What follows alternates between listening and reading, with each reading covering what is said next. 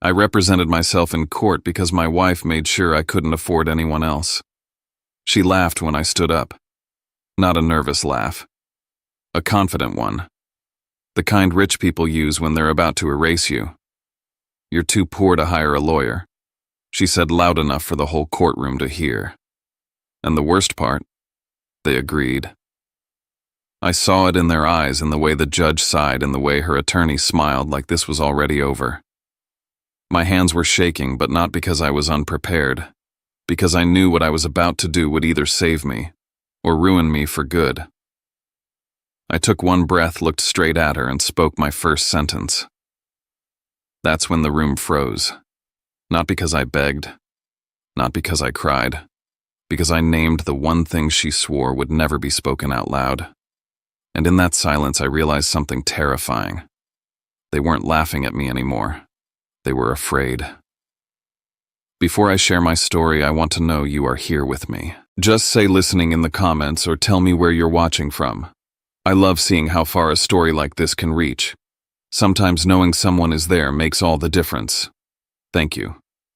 And now, here's my story.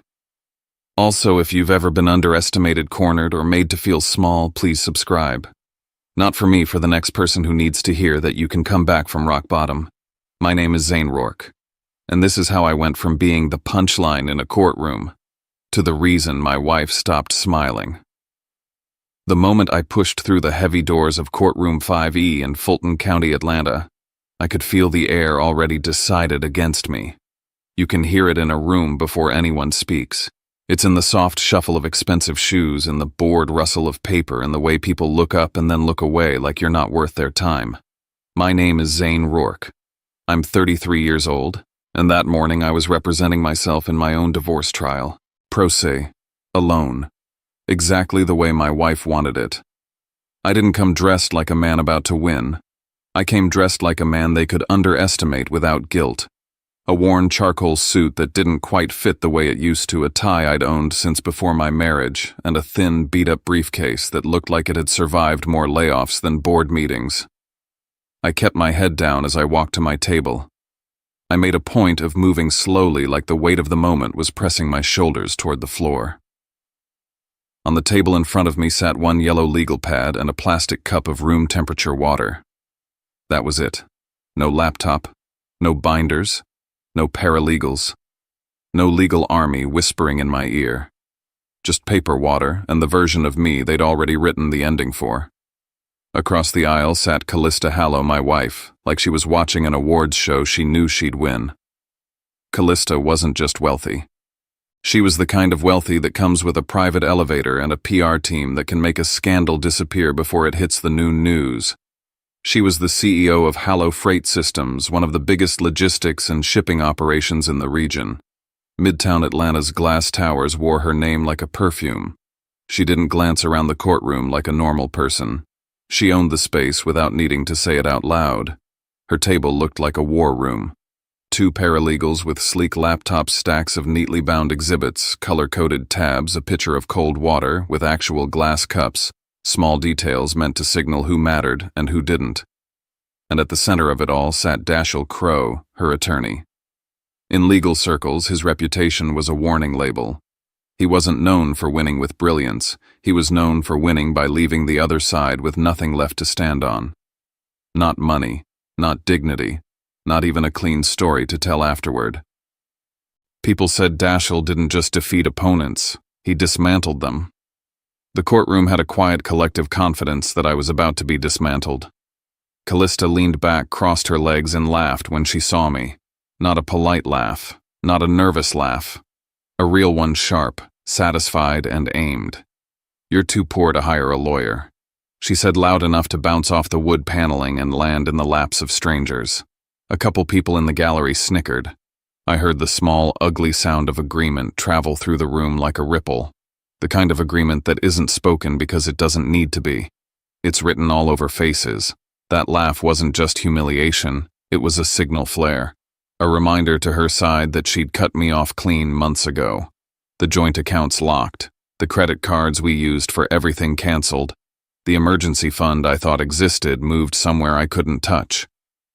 Every single door that might have led me to a lawyer had been quietly welded shut, and she wanted the room to see it. She wanted the judge to see it. She wanted me to feel it. Judge Orson Pike entered with the weight of someone who'd seen too many people destroy each other and stopped being surprised by cruelty. He was old-school stern and allergic to theatrics.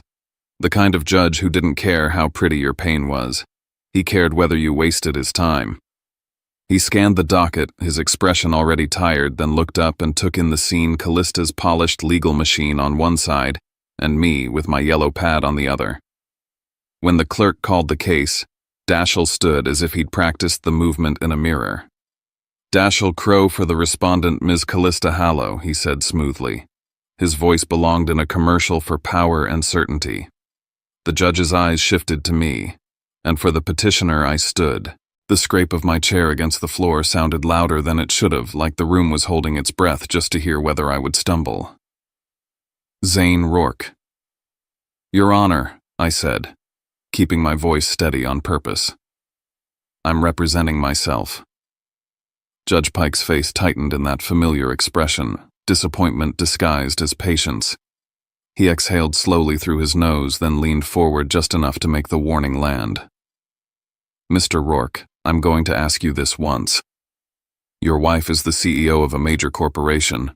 There are significant marital assets at issue here: equity trusts, real estate, and potentially complex financial instruments. Ms. Hallow's counsel has decades of experience. Are you absolutely certain you wish to proceed without representation?" I didn't look at Callista when he said it. I kept my eyes on the bench. "I can't afford counsel, Your Honor." Daschle didn't even wait. He rose again as if my words were an inconvenience that needed correction. "For the record, Your Honor, Ms. Hallow did not prevent Mr. Rourke from retaining counsel. She simply secured the marital accounts to prevent irresponsible spending during separation. We offered him a generous settlement of $35,000 to assist with his transition. He refused. The word transition sounded like a polite way to say disappearance. Judge Pike's brow lifted slightly. 35,000, he repeated, like he was testing the weight of it. Daschle smiled as if he'd rehearsed that moment too. "More than Mr. Rourke brought into the marriage, Your Honor. He had limited financial literacy when they met. Ms. Hallow's intent has been to protect the company and the workforce from disruption." Callista's mouth curled at the edges barely, like she enjoyed hearing my life reduced to a number that sounded small in a room full of money. The judge looked at me again. "Mr. Rourke, if you proceed, you will be held to the same standards as an attorney. I will not guide you. If you fail to object, evidence comes in. If you fail to ask the right questions, you lose. Do you understand?" I nodded once slow. "Yes, Your Honor." Inside, my heartbeat was loud enough to shake my ribs, not because I was scared of talking, because I was standing at the edge of a cliff I'd been walking toward for months, and I knew there was no turning back. This was the part where people thought the story ended with me signing something I didn't understand, taking a check, and leaving the city like I'd never existed. That's what Callista bought and paid for, not the divorce, the erasure. But I didn't come to beg for mercy. I didn't come to argue about who worked harder or who sacrificed more or whether a marriage is a partnership. Those were distractions. The truth was heavier than that, and it had a paper trail. So I stayed quiet. I let Callista's laugh hang in the air. I let Daschle talk. I let the judge believe I was a risk to his schedule. I let the courtroom settle into the comfort of thinking it understood me. Because what I needed wasn't sympathy. What I needed was complacency. And as I sat back down, hands folded neatly over that yellow legal pad, I thought about the one detail no one in that room knew. The detail that made my thin briefcase feel heavier than Callista's entire stack of binders. Callista had spent months sealing me out of everything she could: accounts, contacts, access, even my own story. But she'd made one mistake, and it wasn't a mistake the kind of person like her was used to making. She'd built her life on control. Then she'd gotten careless with convenience, a family data sync, a shared home network she insisted on because she liked everything in one place: photos, documents, receipts, calendars, backups. She thought it was harmless, a luxury, something beneath her to worry about. She never imagined it would become a crack big enough for the truth to seep through. I didn't tell anyone that. Not yet. I only reminded myself as the bailiff called the next item on the docket and Dashiell prepared to speak that I wasn't here to ask for my half. I was here to make sure the truth showed up on the record in a courtroom where lies have consequences.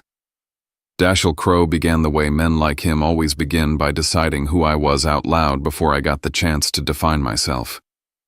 He didn't need to shout. His confidence did the shouting for him. He stepped into the center aisle like it was a stage and he'd been invited to perform. "Your Honor," he said, voice calm and polished. "This case is simple. Ms. Hallow built Hallow Freight Systems from the ground up. She took the risk. She carried the debt. She worked the hours. She created jobs. Mr. Rourke, while respected as a spouse, made no measurable contribution to the enterprise beyond the domestic sphere." I could feel his eyes flick toward me, then away, as if I weren't worth direct contact. "He now seeks to leverage the dissolution of the marriage into an unwarranted claim on corporate equity and restricted assets. We intend to show that he lacks the expertise to interpret corporate financials and that his allegations are emotional in nature, unsupported, inconsistent, and frankly unreliable." Unreliable. He let the words settle like dust. Then he leaned into the one thing more dangerous than money credibility. "Your Honor, this court has already received indications that Mr. Rourke has in the past struggled with emotional stability. We believe his current conduct reflects that pattern. The respondent asks the court to adopt the proposed settlement and bring this matter to a swift, fair conclusion." He sat down as if he'd just closed a book he'd already finished reading. Callista didn't clap, but she might as well have. She angled her head toward me, eyes bright with that same cruel certainty as earlier. When the judge looked at her, she layered in the performance, soft voice measured sadness, the kind people confuse for sincerity. "I didn't want it to come to this, Your Honor," she said. "I just want to move forward. I offered him enough to start over. He refuses because he wants to punish me." Then, because she couldn't resist, she turned the knife again. "And honestly, he's too poor to hire a lawyer, so I don't even understand what he thinks he's doing." There it was. The bait. The invitation to react. To get angry. To sound bitter. To confirm Dashiell's story that I was emotional and unstable. Judge Pike's gaze moved to me. "Mr. Rourke," he said, tone clipped. "Your opening. Keep it brief." I stood up and I didn't go to the podium. I didn't want the distance. I wanted the room to feel how close the truth was about to get. I stepped into the aisle with my legal pad held against my chest like a shield, not because I needed it, but because it made me look exactly like what they expected a man about to lose. I started with something simple. "My wife says this is simple," I said. My voice was steady, almost quiet. "She says she built everything alone and I'm just noise." Callista's mouth tightened just slightly, like she was already bored. I kept going and I refused to play the game they handed me. I didn't talk about love. I didn't talk about sacrifice. I didn't list the nights I waited up, the jobs I turned down, the years I swallowed my pride to support her image. None of that mattered in a courtroom that worshipped paper. So I gave them paper. "The law requires complete disclosure," I said, looking at the judge. "And what's been filed in this case isn't complete." Dashiell's pen paused mid-tap. I let the room be quiet for a beat, then delivered my first real sentence like a match to gasoline. "There's a trust called the Larkspur Trust," I said, pronouncing it clearly. "Structured as an irrevocable vehicle with layered beneficiaries. And based on the records I have, it holds approximately $47 million. It does not appear anywhere in Ms. Hallow's disclosures." For half a second, no one moved. It wasn't dramatic like a movie. It was sharper than that. The kind of silence that happens when a room realizes it has been wrong about the person it was laughing at. Judge Pike leaned forward, his earlier annoyance replaced by something colder and more precise. "Mr. Rourke," he said slowly, "that's a serious allegation." I nodded once. "I know, Your Honor." Dashiell stood so fast, his chair legs whispered against the floor. "Your Honor, this is exactly what I warned the court about," he said, voice tight around the edges now. My client has no such trust. Mr. Rourke is speculating based on information he does not understand. We object to this line of "Sit down, Judge Pike" cut in. Not loudly, just firmly. Then he looked back at me. Mr. Rourke alleging hidden assets without proof is a fast way to lose credibility in this courtroom, and potentially a fast way to pay the other side's fees. Do you have proof I didn't reach for a stack? I didn't flood the court with chaos. I reached into my thin briefcase and pulled out one page already marked "already clean." Minimal. Enough to open the door. Yes, I said. I handed it to the bailiff. I'd like this marked as Exhibit 1. The bailiff carried it across. Daschle took the copy like it might burn him. His eyes scanned the page and I watched the muscles in his jaw tighten as he realized it wasn't a random printout. It was a wire transfer confirmation data mount routing identifiers showing a multi-million-dollar movement into an account that didn't belong in a divorce disclosure. Daschle looked up just once, and for the first time his expression wasn't smug. It was calculating in a different way, like he was remeasuring the room. Callista didn't speak. She didn't need to. But the way her fingers tightened around the edge of her binder told me she understood the same thing he did, that Paige couldn't exist if I was the man they'd been mocking. Not unless I'd gotten access to something real. Judge Pike took his own copy, scanned it, and the temperature in his voice changed.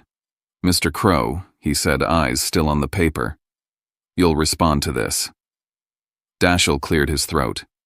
"Your Honor, we have not authenticated this document. There are multiple ways to save it," the judge said. Then he looked at me again. "Mr. Rourke, continue." I felt the room pivot. Not toward me, exactly toward the possibility that the story they'd agreed on was wrong. That's the thing about power, it stays confident until it senses paperwork. I didn't press harder yet. I didn't expose everything. Not because I couldn't, but because I understood something Daschle didn't think a poor husband would understand: timing is a weapon. If I dumped every exhibit on the record at once, he'd bury me in objections, procedural fights, and side arguments about admissibility. He'd turn my evidence into noise, so I did the opposite. I made my case with one clean cut and let the bleeding show. As I stood there, I could feel Callista trying to solve the puzzle in real time. Her eyes kept flicking not to the paper but to me, like she was hunting for the crack in my composure that would explain how I pulled this off. She couldn't picture me hiring investigators or paying for forensic accounting. She couldn't picture me outsmarting her security, which meant in her mind there were only two options left. Either I was lying, or I'd hacked her. And that's when I realized what Daschle was going to do next before he did it. He wasn't going to argue the existence of the trust first. He was going to attack the path the evidence took to get into my hands. He was going to poison the well, paint me as an intruder, an illegal actor, a man desperate enough to break laws because he couldn't win fairly. Because if he could convince the judge I obtained the records improperly, he wouldn't have to disprove what the records showed. He'd just have to get them thrown out. It was the oldest trick in a courtroom: don't fight the truth, disqualify the messenger. And the irony, the twist that made my mouth almost want to smile, was that the truth hadn't come from hacking or stalking or hiring anyone. It came from a hole Callista herself had carved into her own walls. A convenience she loved, a shared sink she insisted on, a family system that treated everything like it belonged in one place. I wasn't ready to reveal that crack yet. Not until it mattered. Not until the wrong accusation forced it into the light. So I stayed calm.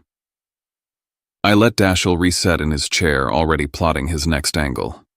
I let Callista wear her frozen expression like armor, and I kept my face neutral as the judge instructed the court to proceed. Because I could feel it now, the moment of complacency slipping away from them. The moment the room stopped seeing me as a punchline and started seeing me as a threat. And I knew exactly what they were going to do in response.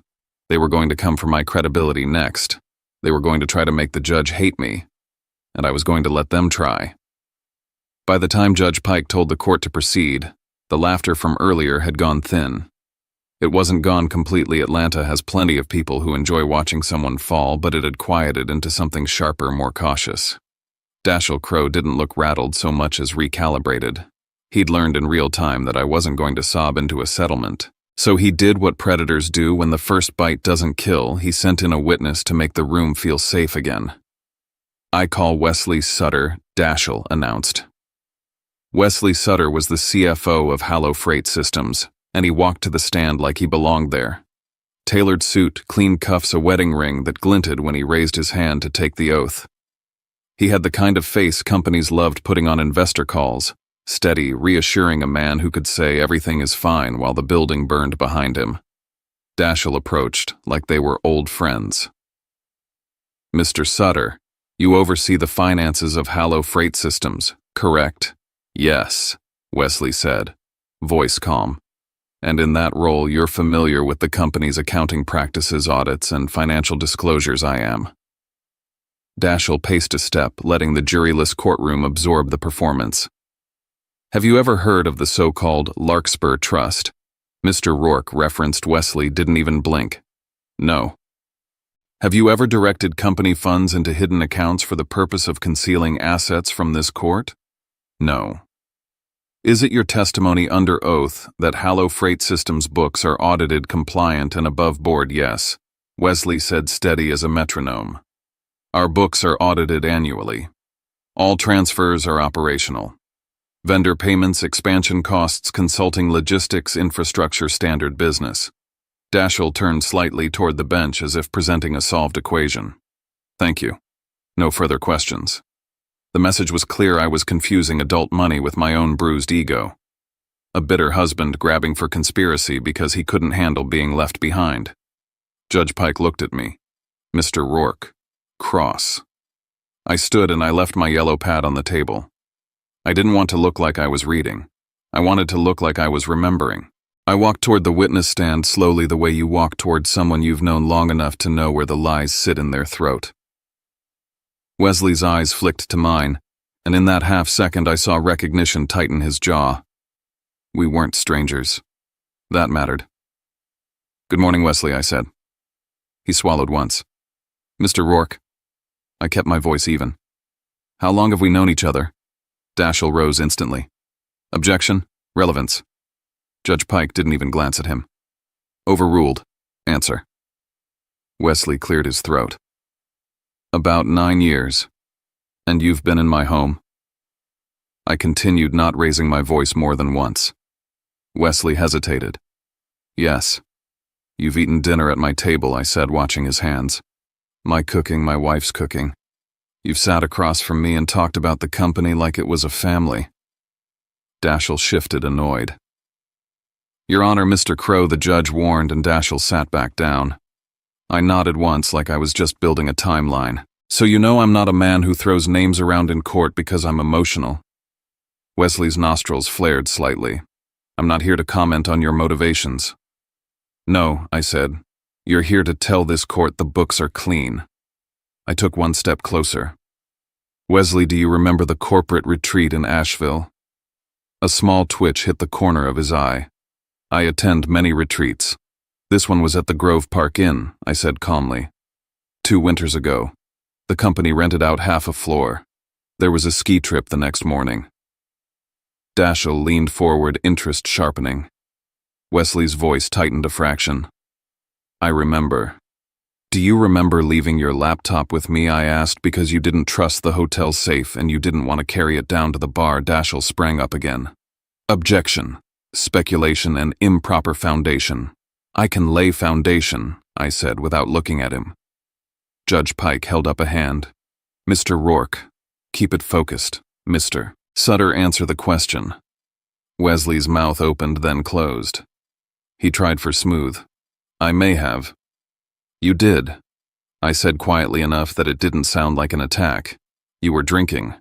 You told me the password because you forgot it twice in front of me." Wesley's gaze snapped up. His throat worked. Daschle's voice turned sharp. "Your Honor, this is..." "Sit down, Mr. Crow," Judge Pike said, irritation finally aimed in the right direction. I held Wesley's eyes. "You told me it was your daughter's birthday." Wesley's cheeks tightened. "I don't recall saying that." "You don't have to recall," I said. "You just have to answer the next question." I let a beat pass. Does Hallow Freight Systems use an internal accounting system called Black Rail Ledger? The temperature in the room shifted. It wasn't loud. It wasn't dramatic. It was the kind of shift you feel when people stop leaning back and start leaning forward. Wesley's mouth went dry. We use multiple tools. Answer yes or no, Judge Pike ordered. You're under oath. Wesley's eyes darted to Dashel, then back. We have internal software, yes. Black Rail Ledger, I repeated calm. And Black Rail has a feature that maintains 2 sets of records correct. Dashel stood face hard. Objection. Mischaracterizes proprietary software. I turned my head slightly, still not looking at him fully. It's not mischaracterization, if the documentation says it. Judge Pike's gaze narrowed. Mr. Sutter. Answer. Wesley's fingers clenched on the armrest. It's capable of generating different reporting views. Different reporting views, I echoed like I was tasting the euphemism. One for auditors, one for internal leadership. Wesley swallowed. That's one way to describe it. Here's another, I said. 2 books. Wesley's eyes flashed with panic, and it was quick, but it was real. He knew exactly what I was saying in a room that didn't tolerate guessing. I stepped back toward my table just enough to pick up a folder from my briefcase. 1 folder, not a stack. I walked it back to the bailiff. I'd like to submit another exhibit, I said. Dashel's voice rose. Your Honor, we object to any further exhibits without proper authentication. You'll have your opportunity, Judge Pike cut in. Bailiff Market. Wesley watched the bailiff place the document on the projector. The screen lit up with a clean, official-looking filing articles of incorporation, a registered agent, a Nevada address that meant nothing on its own. Then the name. Nova Kit. A murmur spread through the gallery like a match catching. Nova Kit was Callista's assistant, 24. The one who showed up at company events in dresses that didn't match the occasion and smiled too brightly at Callista's jokes. The one employees whispered about in break rooms, the one whose promotion path didn't make sense unless you understood what favor looks like in corporate life. I didn't even look at Callista yet. I looked at Wesley. On December 17th, I said, voice steady, 3 days before my wife filed for divorce, did you oversee a payment labeled consulting fees to Orion Ridge? Consulting. Wesley's lips parted. I'd have to review the ledger. You reviewed it, I said. You approved it. Dashel was on his feet again. Objection. Argumentative. Judge Pike's jaw clenched. Mr. Sutter. Answer. Wesley's voice cracked on the first try. He recovered, but the crack stayed. I processed payments as directed by executive leadership. Executive leadership, I repeated. You mean Callista? Wesley's eyes flicked and he tried to hold the line. I'm saying I follow executive authorization. And who owns Orion Ridge Consulting? I asked. Wesley's mouth tightened. I don't know. You do, I said, and I let the words stay simple. It's on the screen. The courtroom wasn't watching me anymore. They were watching Callista. They were watching Dashel. They were watching Wesley Sutter's composure crack under the weight of a name that shouldn't have been there. Callista sat perfectly still, but her throat worked as if she was swallowing something bitter. Dashel's eyes were on the document, calculating angles, thinking about objections, thinking about damage control. And Wesley looked like a man realizing he'd walked into a room where the truth had already been placed on the table. I kept my gaze on him. Wesley, you've known me for years. You've sat in my house. You've asked me for favors. I've done favors for you. His jaw flexed. So I'm going to ask you one more time, I said. Is your testimony that you have never heard of hidden accounts and you have never seen executive leadership move money off the books? Wesley inhaled to answer, and for a split second the truth broke through his fear. Callista told me. Dashel barked. Wesley. Wesley jerked like he'd been snapped by a leash. I mean, he corrected himself fast. I've never been instructed to conceal assets from this court. But the damage was done. Not because the sentence finished. Because it started. Judge Pike's eyes narrowed into something dangerous. Mr. Sutter, he said, voice low. You will answer questions directly. If you attempt to evade, I will hold you in contempt. Do I make myself clear? Wesley nodded, sweat beading at his hairline. I stepped back, not pressing further. I didn't need to. I'd gotten what I came for that day. The room now understood this wasn't a wounded husband flailing. This was a record. No further questions, I said, and returned to my table. Dashiell rose, immediately moving, like he needed to reclaim the narrative before it slipped away completely. Your Honor, he said. Too controlled, we request the court limit further inquiry into corporate matters pending an evidentiary hearing. There are serious concerns about how Mr. Rourke obtained these documents, and we believe his conduct raises questions about his judgment and stability. I looked down at my legal pad as if I was writing something, but I wasn't. I was listening. Because I recognized the pivot. He wasn't trying to win on the numbers anymore, he was trying to win by making me the problem. Judge Pike's gaze shifted to me. We'll address that, he said. The court recessed not long after. As the room emptied, I felt eyes on my back, different eyes than the ones that laughed on day one. These were cautious, curious, some even unsettled. Callista walked past me without speaking. Her perfume hit the air like a memory of a marriage that had already died. Dashiell followed close to her shoulder, murmuring something into her ear that looked like strategy and sounded like warning. I gathered my legal pad, my thin briefcase, and my cup of water. My hands were steady, but my stomach wasn't. Because I knew what came next. If they couldn't beat the evidence, they'd attack the man holding it. And I knew exactly what weapon they planned to use. When I walked back into the courthouse the next morning, the hallway felt quieter, like news had traveled without anyone admitting it. People who'd laughed before didn't laugh now. They watched.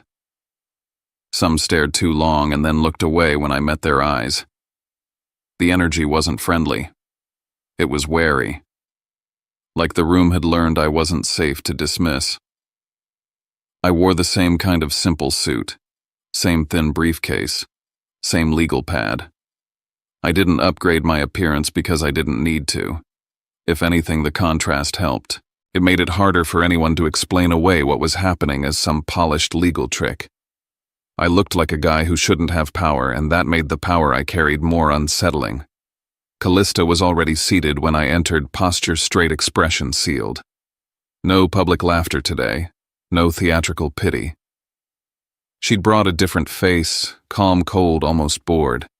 The kind of calm people practice when they believe a single move will end the game. Dashiell stood as the judge took the bench. Your Honor, he began. Before we continue with these financial allegations, we move to limit the scope of inquiry.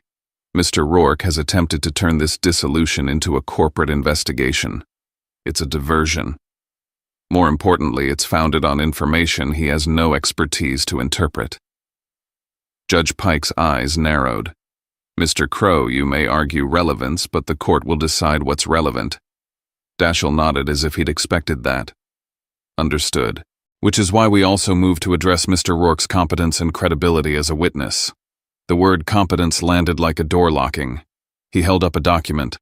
The respondent submits a sworn statement from Dr. Marin Quill. I didn't flinch, but something in my chest tightened anyway. Not because I wasn't prepared. Because no matter how much you brace yourself, it still hurts to watch someone turn your worst season into a weapon. Dashiell approached the bench, offered the document, then turned toward the room with that practiced tone of concern that always sounds believable if you don't know the speaker. Your Honor, Dr. Quill treated Mr. Rourke following a traumatic family event. The statement reflects a documented history of paranoid ideation, emotional instability, and inpatient care. Callista's voice softened right on cue. I didn't want to bring this up, she said quietly, looking down like a grieving widow instead of the woman who'd laughed at me 2 days ago. But he's been unwell. I tried to help him. I tried to keep things private. And now he's standing here accusing people of conspiracies and hidden money, and I'm scared he's spiraling again. Dashiell nodded, letting her words do the work. The court must consider whether Mr. Rourke is a reliable narrator of events, whether his interpretations of financial documents are rooted in fact or in fixation, and whether his methods of obtaining information suggest unlawful intrusion. There it was. The line they wanted to draw: unstable man breaks into data, invents stories, punishes successful wife. Judge Pike's expression stayed unreadable. "Mr. Rourke," he said, "you're going to take the stand." I walked to the witness box, sat, and placed my hands where everyone could see them. Palms down, controlled. I refused to give them shaking fingers to point at. The bailiff administered the oath, and Daschle stepped forward like he'd been waiting for this moment since the first laugh. "Mr. Rourke," he began, voice gentle in a way that made my skin crawl, "you were hospitalized after the loss of your child." "Correct, yes," I said. I didn't decorate the answer. "And you were prescribed medication for your condition." "Yes." "And during that time you told multiple people you believed your wife was manipulating you." I said I felt controlled. I answered carefully. I said I was being isolated. Daschle tilted his head. "So you believed she was against you?" "I believed I was being pressured," I said. "There's a difference." He smiled like he'd caught me. "Were you diagnosed with paranoid ideation, Mr. Rourke?" I took a breath. The room was listening harder than it had listened to any bank record. Because people love numbers until they get bored. They never get bored of a broken person. "I was treated for depression and insomnia after a traumatic loss," I said, keeping my tone even. "I sought help because I couldn't sleep, I couldn't eat, and I didn't want to become someone I didn't recognize. That's what responsible adults do." Daschle didn't let it land. "But you were admitted correct." "Yes.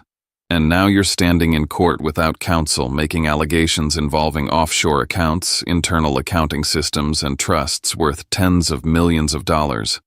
"Yes." He spread his hands slightly as if the conclusion was obvious. "Do you understand how that looks?" I looked past him to the judge. "It looks like someone finally stopped being afraid." Daschle's smile tightened. "Or it looks like someone fixated on a narrative. Someone who can't let go. Someone who needs to believe there's a grand scheme because the simpler truth is too painful." Callista lowered her gaze again, playing the role of the exhausted wife. I could almost hear the story they wanted the room to accept: poor husband, unstable mind; rich wife, desperate accusations. Daschle leaned in, voice dropping to something intimate. "Tell this court, Mr. Rourke." "How many times did you visit Dr. Quill?" I answered. "What medications were you on?" I answered. "How many times did you tell friends or family you felt watched, controlled, or targeted?" I answered, careful each time not to let the answers become the story. He tried to corner me into either anger or collapse. If I snapped, he'd call it volatility. If I cried, he'd call it instability. If I stayed calm, he'd call it performance. So I did the one thing he didn't expect. I told the truth without giving him the ending he wanted. "Yes," I said when he asked about treatment. "I got help. And I'm glad I did. Because it taught me something important. When you're trapped in a situation where your reality is constantly questioned, you start doubting your own memory. You start wondering if you're the problem." Daschle's eyes narrowed. He sensed danger, but didn't know where it was coming from. "And that's why I continued. I started documenting things." He scoffed lightly. "Documenting." "Recording," I said, clear. The word wasn't loud, but it hit the room like a bell. Daschle's head turned a fraction toward Callista before he could stop himself. Just a quick check, like a pilot looking for engine lights. Callista's fingers tightened on her binder. Her knuckles whitened for a second before she forced them back into calm. Judge Pike's gaze sharpened. "Mr. Rourke," he said, "what do you mean by recording?" I kept my voice respectful. "Georgia is a one-party consent state, Your Honor. If I'm part of the conversation, I can record it. Over the last year of my marriage, I carried a small recorder. Not to create drama. Not to punish anyone. I did it because I realized that if this ever went to court, my word would be treated like a problem to be managed." Daschle recovered fast, but the recovery was too fast, too eager. "Your Honor, any so-called recordings are highly suspect. They can be edited, manipulated, misrepresented. I'm not asking you to rule on them right now," I said, turning slightly to the judge. "I'm asking permission to submit the device as potential evidence so the court can decide the proper time and foundation." Judge Pike studied me for a long moment. The courtroom had gone quiet again, but not in the same way as when I named the trust. This quiet was heavier. It carried the discomfort of people realizing that whatever they thought was happening, something else was underneath it. Dashiell tried to regain control. "Mr. Rourke, isn't it true that recording your spouse is obsessive behavior? Isn't it true you did it because you couldn't let go of your suspicions?" I kept my eyes on the judge. "I did it because I didn't want anyone to be able to rewrite what happened to me." Callista's jaw flexed. Her mask held, but I could see the strain. Judge Pike finally spoke. "Mr. Rourke, he said you may submit the device to the clerk for review. The court will determine admissibility at the next session. Until then, it will not be played in open court." I nodded. "Yes, Your Honor." Dashiell looked like he wanted to argue, but he didn't. Not because he suddenly respected procedure, because arguing too hard about the recordings would make it obvious he was afraid of what was on them. When I stepped down from the stand, the room felt different than it had when I walked in. Dashiell hadn't crushed me. Callista hadn't made me look unstable. If anything, their attempt had exposed something they didn't intend to expose, that they'd planned for me to have no proof, no voice, and no one to believe.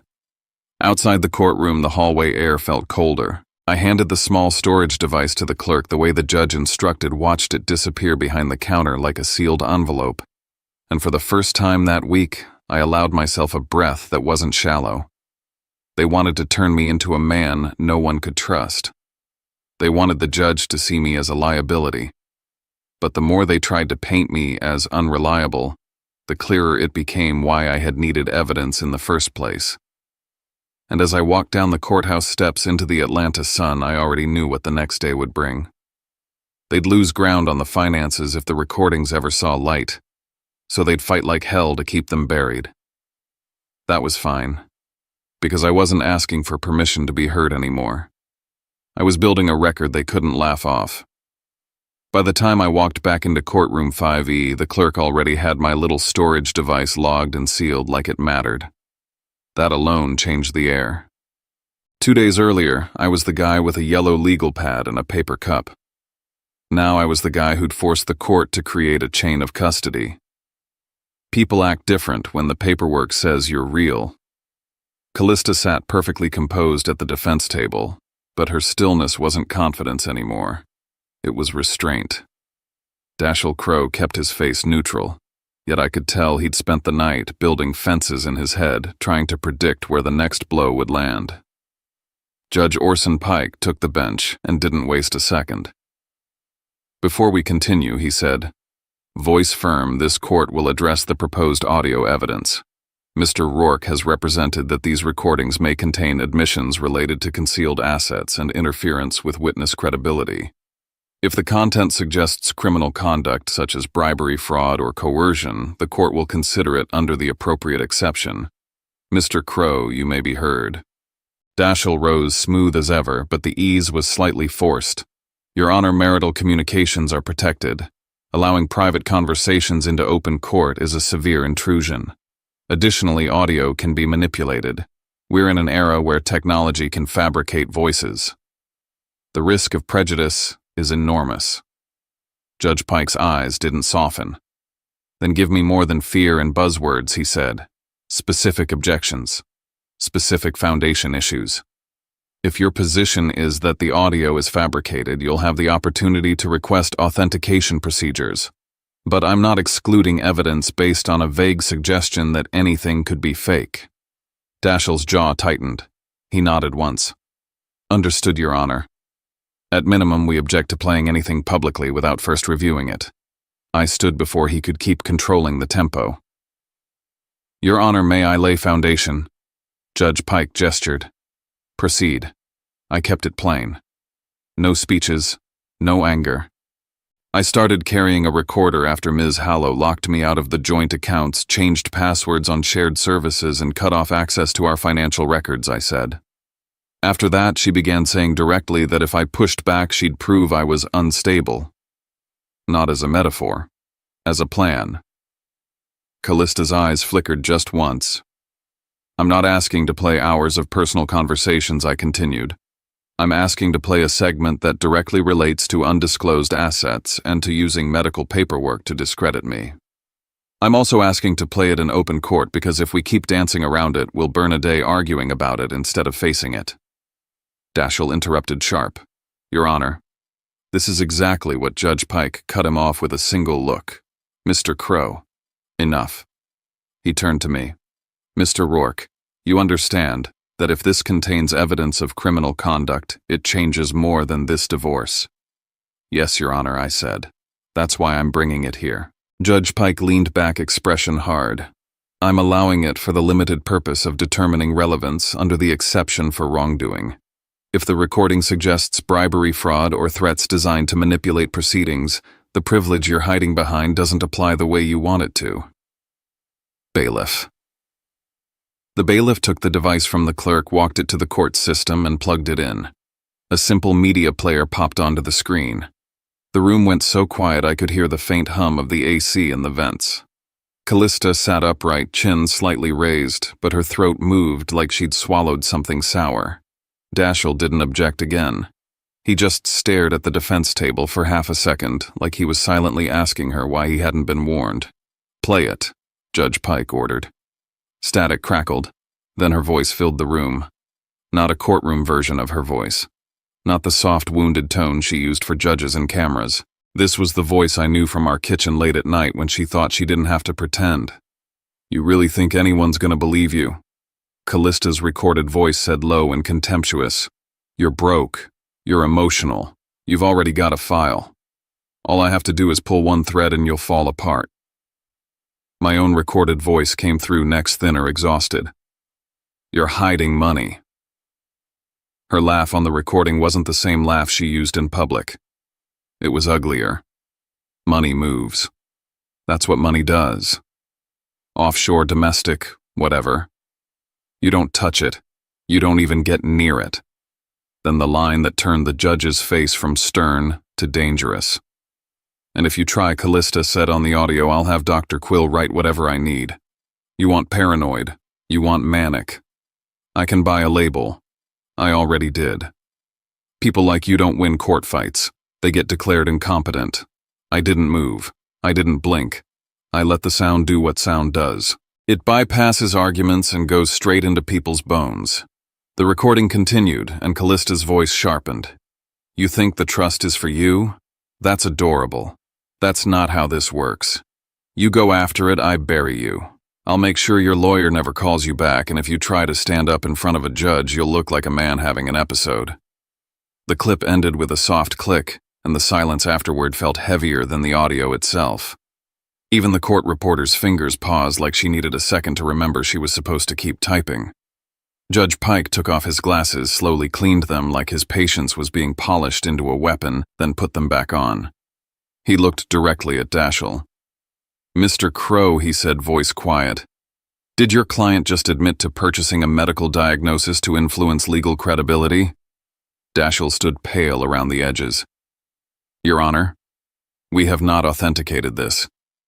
I have not heard this before. It could be edited. It could be fabricated. I didn't argue the whole world. I argued the details that couldn't be guessed by someone outside our home." "Your Honor," I said, stepping forward. "The recording was made in our master bathroom. You can hear the echo, the tile, the high ceiling.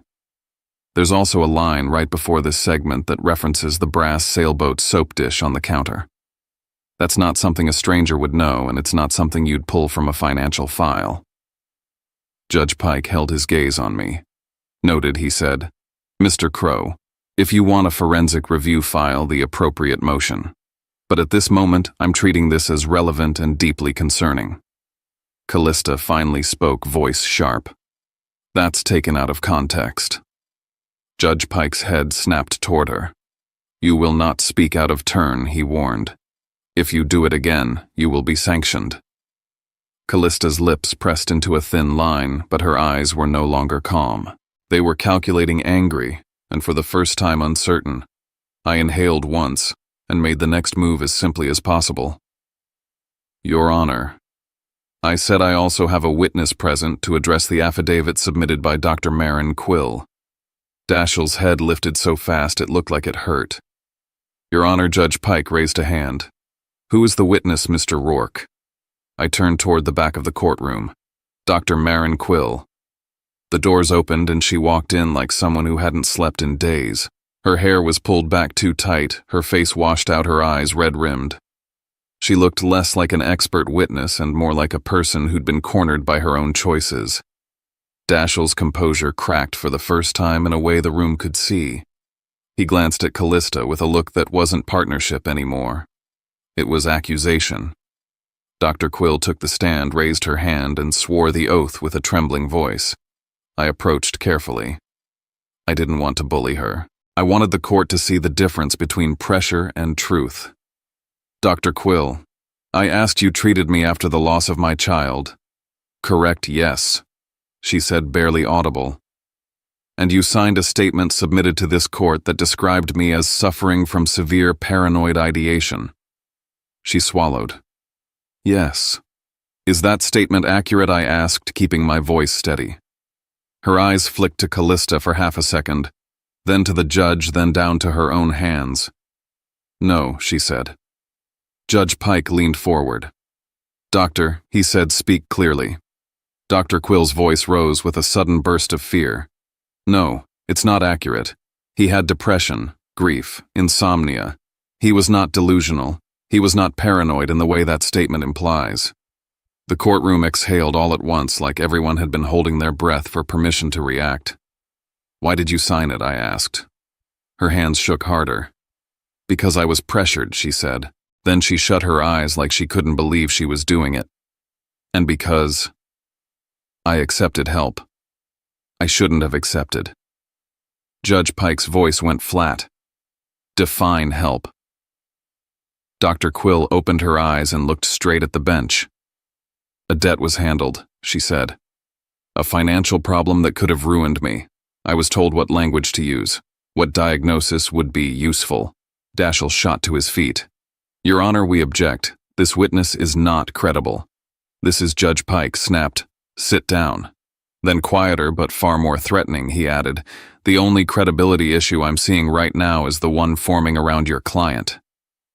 Dr. Quill's shoulders sagged like a weight had finally been set down. I'm sorry, she whispered. I'm sorry. Judge Pike stared at Callista long enough to make the entire defense table shrink. Ms. Hallow, he said, this court is now dealing with allegations of concealed assets, coercive threats, and medical interference. Those are not minor issues. Those are not family drama. Those are the kinds of actions that turn civil proceedings into something else. Dashiell didn't look like a man preparing to win anymore. He looked like a man trying to keep his own hands clean. And as the judge ordered Dr. Quill to remain available for further questioning and potential referral, I felt the axis of the room shift. Callista had always controlled the story.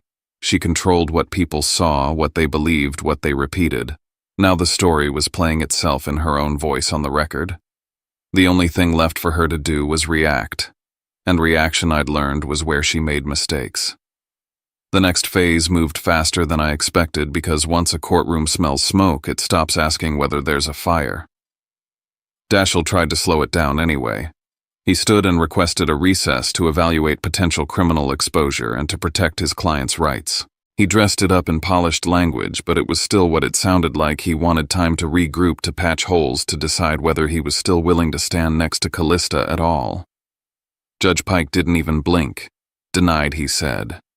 This hearing is in progress. If your client wishes to invoke constitutional protections in response to questions that may be incriminating, she may do so. But I will not pause a civil proceeding because the facts are becoming inconvenient. Dashiell's mouth tightened. He pivoted back to his old playbook because it was all he had left. Your Honor, even if we assume arguendo there were transfers, corporate funds move for operational reasons. Consulting fees, expansion vendor contracts, these are normal. Mr. Rourke is interpreting corporate activity through the lens of personal resentment. The existence of a trust, if any, does not automatically mean it is marital. He tried to turn my evidence back into jargon, hoping complexity would soothe the court into uncertainty. So I changed the ground beneath his feet. Your Honor, I said I'd like to address something that is not a matter of interpretation. It's math. Judge Pike's eyes stayed on me. Go ahead. I walked to my table and picked up the documents I'd prepared for this exact moment, the ones Callista's side hadn't bothered to anticipate because they were too focused on making me look unstable. This company has thousands of workers, I said. Drivers, dispatchers, warehouse staff. Many of them contribute to the company 401k plan through payroll deductions. Daschle tried to object. Relevance. It's relevant if the marital estate includes corporate equity that was increased through illegal diversion of employee funds, I said, then looked to the judge.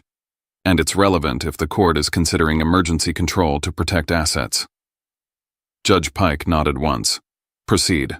I didn't talk in big paragraphs. I walked the court through it like a checklist. This chart compares the amount withheld from employee paychecks each month to the amount actually deposited into the custodial retirement account, I said. January, February, March down the line. I placed the first page on the projector. Rows of numbers lit up the screen each month, a line item, each line item a subtraction. These are the payroll reports, I said. These are the supposed retirement deposits. And these are the bank confirmations for what was actually received. The gap was visible even to people who hated numbers. Then I placed the next page. And these, I said, are the transfers that occurred within 24 hours of those payroll deductions. Same dates, same amounts, different destination. Judge Pike leaned forward. Where is the destination? I didn't dramatize it. I just said it. An account outside the country linked to a holding structure that does not appear in the disclosures. The timing aligns too perfectly to be coincidence. It's not a bookkeeping error. It's a system. Daschle's face changed. He stopped looking like a shark and started looking like a man standing on thin ice. Your Honor, these are serious accusations. They're numbers, I said. And numbers don't care how expensive your suit is. I expanded the context because I wanted the court to feel the human cost without turning it into melodrama. Hallo Freight runs major operations out of Macon and routes through Savannah, I said. That's thousands of people whose retirement depends on those deposits being real. If the custodial account was shorted, those workers are the ones who pay the price. Judge Pike's voice dropped. Do you have any corroboration that this wasn't a clerical issue? Yes, I said. An internal audit flagged inconsistencies last year. The auditor who questioned it was removed. His position was eliminated. The pattern continued afterward. Daschle opened his mouth, then shut it. Because if he denied it, he'd be denying a trail that could be traced in 2 phone calls. Callista finally snapped. The calm she'd worn like armor cracked straight down the middle. He stole that, she blurted, voice high. He hacked my systems. That's what this is. He's a thief. Judge Pike's head turned toward her slowly. Ms. Hallo, he warned you have been instructed not to speak out of turn. Callista ignored him, eyes locked on me. You broke into my data. You're trying to destroy me because you can't stand that you're nothing without me. I didn't raise my voice. I didn't trade insults. I kept it short because the truth didn't need decoration. I didn't hack anything I said. I didn't bypass company security. I didn't crack passwords. Callista scoffed. Then how did you get it? I looked at Judge Pike and answered like I was explaining the weather. Ms. Hallo linked her devices to our home system years ago. A family sync. Automatic backups, documents, spreadsheets, receipts. She wanted everything accessible from anywhere. Her tablet, her phone, her laptop. The files didn't live only at the office. They copied to a server in our house. The room went quiet in a new way. Not shocked, not amused, just aware. Judge Pike narrowed his eyes. Are you telling this court that corporate financial documents were being stored on a home server accessible to both spouses? Yes, I said. It was our system, installed in our basement, for family storage. She used it for convenience. She never separated it. Daschle shifted in his seat like he just realized the illegal intrusion story he was building had a fatal hole. He leaned toward Callista and hissed something under his breath I couldn't hear, but I could see the message in his face stop talking. Callista did the opposite. That doesn't mean he had the right. That's enough, Judge Pike snapped. Ms. Hallow, you will remain silent unless addressed. Mr. Crow, control your client. Dashiell stood, but his tone had changed. He was no longer attacking me with relish. He was managing damage. Your Honor, he said carefully, given the allegations being made and the potential overlap with criminal matters, we request that the court limit further testimony to prevent prejudice and to preserve. Judge Pike cut him off. You don't get to rewrite the record because it's ugly. Then the judge said the words that made the whole room understand where this was going. Ms. Hallow may choose to remain silent on any question that may expose her to criminal liability, he said. But in this civil context, that silence carries consequences. If she refuses to answer, the court may draw adverse inferences in determining the allocation and control of marital assets. Dashiell froze. Callista stared at the bench like she couldn't believe the rules applied to her. Judge Pike continued, voice steady and merciless. If Ms. Hallow speaks, her statements become part of the record. If she stays silent, she risks losing control over the estate and the company interests at issue. Those are the choices. I felt the ground shift beneath the defense table because, for the first time, Callista couldn't buy her way out of the moment. Money can hire attorneys. It can polish reputations. It can bury stories. But it can't erase a judge's options once the facts are on paper. I stood and made my request as cleanly as possible. Your Honor, I said, I'm asking for temporary control over the voting interests and related assets within the marital estate. Not as a punishment, as a safeguard. The company is destabilizing, employees are at risk, and assets appear to be moving. The court needs a mechanism to prevent further dissipation and to protect the retirement funds that were supposed to be untouchable. Dashiell didn't argue like before. He hesitated, like he was weighing whether defending her was now defending himself into a corner. Callista's eyes burned into me. She looked furious, but beneath the fury was something else. Calculation. The kind of calculation that only shows up when someone is thinking about exits. I didn't hand the court every piece of what I had. Not yet. There was one more item in my folder that could change the urgency from serious to immediate, and I kept it where it was. Because I could feel the moment approaching when Callista would try to run figuratively or literally, and I wanted that proof to land when it couldn't be softened. Judge Pike leaned back, looking over the courtroom like he was measuring the weight of what would happen next. We will continue, he said, and we will do so carefully. I sat down, my legal pad untouched, my pulse steady. The defense side wasn't laughing anymore. They weren't even arguing with confidence. They were trying to survive the record. And as the court moved toward its next phase, I kept my hand on the thin folder in my briefcase, the one I hadn't opened yet. Because I knew something the room didn't fully understand. This wasn't only about what Callista had done. It was about what she was about to do. When I walked into courtroom 5E that morning, the room no longer saw me as the man who couldn't afford a lawyer. They saw me as a variable they hadn't been able to control. Conversations stopped when I passed. Even the bailiff gave me a look that wasn't pity or amusement, but caution. Power doesn't always announce itself loudly. Sometimes it shows up as silence. Callista entered a minute later, rigid, her posture held together by will alone. Dark circles clung to her eyes, the kind no makeup can fully hide. She hadn't slept. Dashiell Crow followed her, but the distance between them had grown. He no longer looked at her like a winning client. He looked at her like unexploded ordnance. Judge Orson Pike took the bench and got straight to it. This hearing is no longer confined to ordinary marital asset division, he said. Based on the record, today's focus will be emergency measures to preserve assets and protect third parties, including employees, from potential harm. That sentence changed everything. This was no longer about who got what after a marriage failed. This was about containment. I stood and spoke before anyone could try to narrow the frame.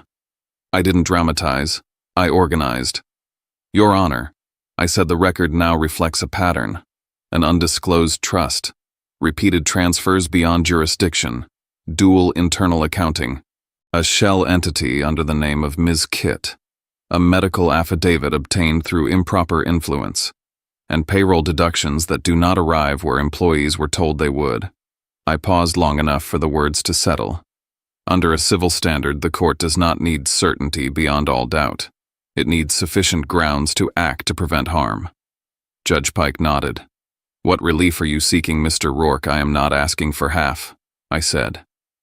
Callista's head snapped up.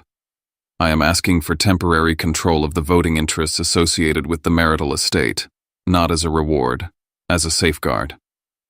Murmurs rippled through the gallery. If the company remains under Ms. Hallow's operational control, I continued, there is a clear incentive to move assets quickly and leave liabilities behind. That risk does not just affect me. It affects employees, pension holders, and counterparties. Judge Pike's gaze sharpened. You're asking this court to believe she will flee. I'm asking the court to consider that risk as real, not hypothetical, I said, and I can support that. That was the moment. I reached into my briefcase and placed one more document on the table. Exhibit, I said evenly. An international flight reservation departing Atlanta tonight, booked during the recess of the previous session. Callista surged to her feet. That's a lie. Judge Pike raised a hand, but she was already talking. That's fabricated. He made it up. I didn't argue. I explained. The booking confirmation appears in the synchronized data stream tied to Ms. Hallow's devices, I said. The timestamp places it during the break. The payment method matches accounts already referenced. Callista shook her head violently. You don't even know which app she stopped mid-sentence. The room caught it. The clerk caught it. Judge Pike caught it. He leaned forward slowly. Ms. Hallow, he said, voice calm and lethal. You have just volunteered a detail that corroborates access. Sit down. Dashiell grabbed her arm, trying to pull her back, but she jerked away. Breath coming fast, control slipping. This is insane, she shouted. He's manipulating all of you. Judge Pike didn't raise his voice. He didn't need to. Based on the evidence presented, he said this court finds sufficient indication of flight risk and asset dissipation. Ms. Hallow is ordered to surrender her passport immediately. She is restricted from leaving the state. Certain asset categories are hereby frozen pending appointment of a receiver. Callista stared at him like he'd spoken a foreign language. Furthermore, Judge Pike continued, this court will seriously consider transferring temporary voting control of relevant interests to Mr. Rourke should additional findings support that measure. Callista opened her mouth to protest again. She never got the chance. The courtroom doors opened not gently but with purpose.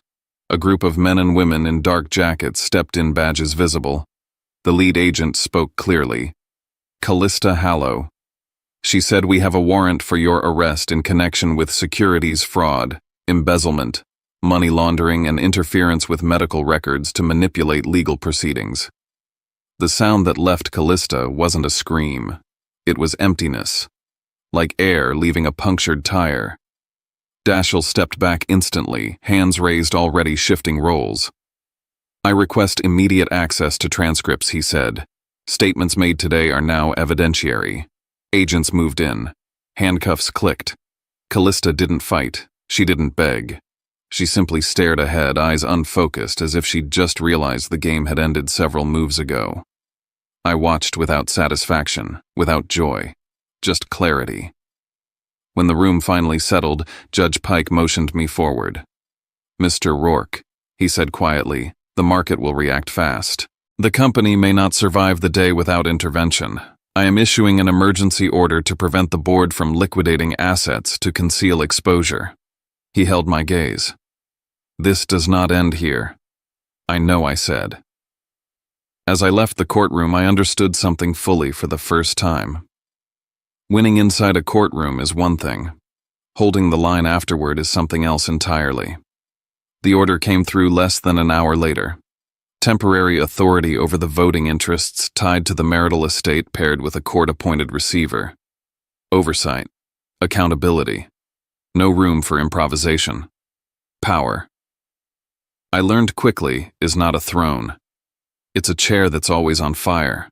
Hallow Freight Systems' Midtown headquarters looked like a pressure cooker about to rupture. Employees clustered around screens. Phones rang without pause. The stock ticker bled red. Credit partners demanded reassurances no one had prepared to give. I walked into the boardroom carrying nothing but a thin folder and the court order. Conversations died mid-sentence. Who authorized this, one of them demanded. I placed the order on the table. The court did. They didn't like that answer.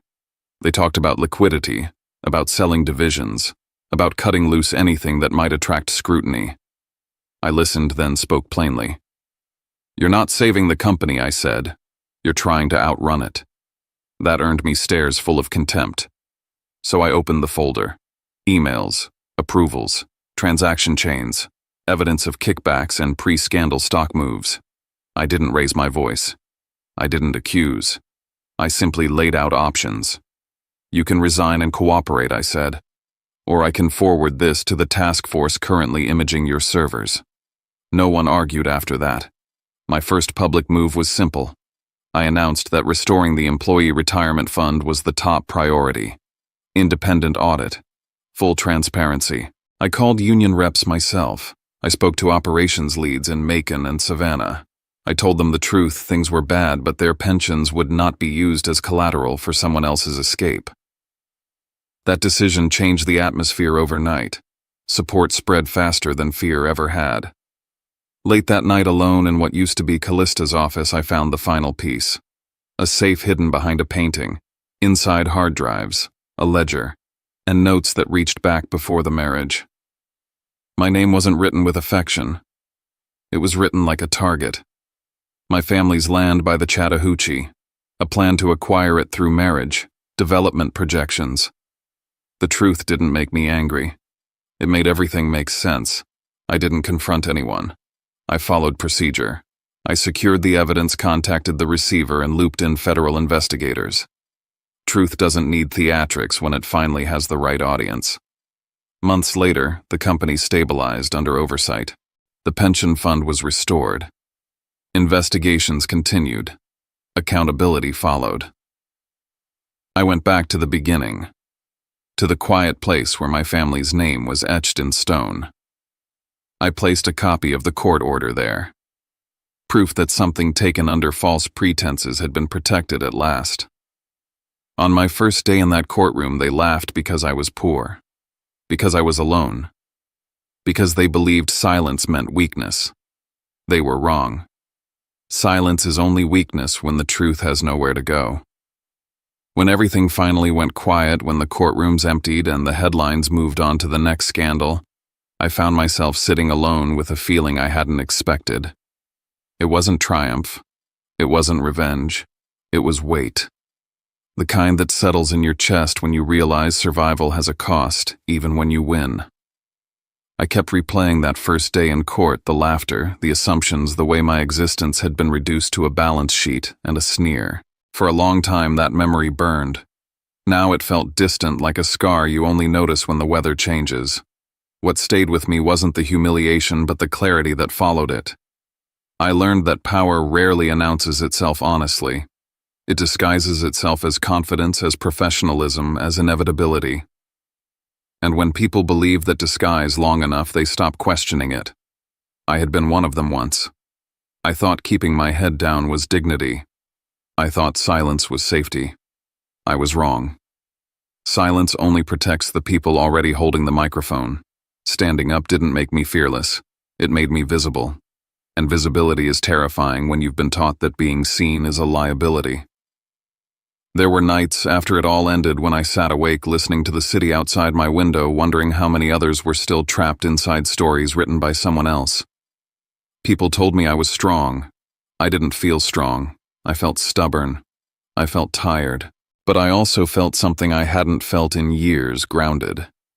I had spoken the truth out loud in a room designed to intimidate me, and the world hadn't ended. Instead, it rearranged itself. Justice didn't arrive as thunder. It arrived as process, as documentation, as people finally being forced to listen. And that changed how I see fairness. It isn't dramatic most of the time. It's procedural. It's patient. It waits for someone to refuse to sit down. If there's one thing I carry forward, it's this: being underestimated is not a weakness unless you accept the verdict. The moment you decide your voice has value, even when it shakes, the math changes. Not instantly, not easily, but permanently. I didn't walk away richer in the way people imagine. I walked away intact. And that I've learned is the rarest outcome of all. I don't tell this story because I believe everyone will win the way I did. That would be a lie. Systems don't bend easily, and they don't bend for everyone. I tell it because I learned that dignity isn't granted by courts, money, or public opinion. It's claimed in the moment you refuse to let someone else define your worth. I still live simply. I still flinch sometimes when a door closes too hard or a room goes quiet. But I trust myself now in a way I never did before. I know what it costs to speak, and I know what it costs not to. If anyone takes anything from this, I hope it's that your voice matters long before anyone agrees with you. And sometimes the most important victory isn't changing the outcome. It's changing who you are willing to be when everything is on the line. Before I end this chapter, I want to pause, not to explain, not to justify, but to ask, how did this story make you feel? Was there a moment that stayed with you longer than the rest? A line that felt uncomfortably familiar? Or a silence that said more than the words ever could? Stories like this aren't really about contracts, titles, or power plays. They're about the quiet pressure people carry when they're expected to hold everything together without being seen. If you've ever been the one fixing problems in the dark, if you've ever felt both essential and invisible at the same time, I'd really like to hear from you. Drop a comment and tell me what part resonated or simply where you're listening from. Knowing someone is there changes the weight of telling a story like this more than you might think. And if this journey meant something to you, consider subscribing, not because you have to, but because there are more stories ahead that speak to this space between strength and silence, between logic and emotion. Thank you for listening.